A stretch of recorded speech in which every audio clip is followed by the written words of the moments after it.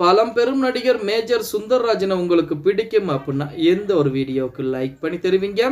தமிழ் சினிமாவில் மேஜர் சுந்தர்ராஜன் அவர்களை இன்று இருக்கக்கூடிய தலைமுறை கூட மறக்க முடியாது அப்படின்னு சொல்லலாம். ஒரே வசனத்தை தமிழ் மற்றும் ஆங்கிலத்தில் பேசுவதுதான் இவருடைய பாணி அவர்கள். அதாவது இவரது குரலை இன்றும் இருக்கும் பல நகைச்சுவை கலைஞர்களும் மிமிக்ரி செஞ்சுட்டு தான் வந்துகிட்டு இருக்காங்க. மேஜர் சுந்தர்ராஜனை மக்கள் அறிந்திருந்தாலும் அவரது மகன் இருக்கிறார், அவருக்கு ஒரு மகன் இருக்கிறார் என்று நிறைய பேருக்கு தெரியாமல் தான் இருந்து கொண்டிருக்கிறார். அவருமே ஒரு பிரபல நடிகராகத்தான் இருந்திருக்கிறார்.